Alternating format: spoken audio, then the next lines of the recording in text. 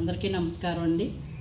ఒకళ్ళని అనే ముందు లోతుపాతులు ఆలోచించి మాట్లాడాలి. ఇరుగు పొరుగు, ఇంట్లో వాళ్ళు, బయట వాళ్ళని కాదండి. ఎవరినైనా అనే ముందు మనం ఏంటో తెలుసుకుని మాట వదిలే ముందు అవతలోళ్ళు కాపరాలకి ఏమన్నా ప్రాబ్లమ్స్ వస్తాయేమో ఏంటో ఆలోచించకుండా ఏదైనా ఒక మాట వదిలేమంటే అది ఎంత లోతుగా వెళ్తుంది, ఎంత దూరం వెళ్తుంది.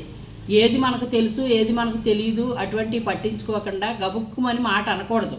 ఒకవేళ నిజంగా మనకి ఏదైనా తెలిసిన మాట అయినా సరే కడుపులో పెట్టుకోవాలి తప్ప, మనం కంచం తింటున్నాం, అన్నం కంచంలో పెట్టుకుని అది అరిగిపోతుంది. ఈ మాట ఎందుకు అరిగిపోదండి?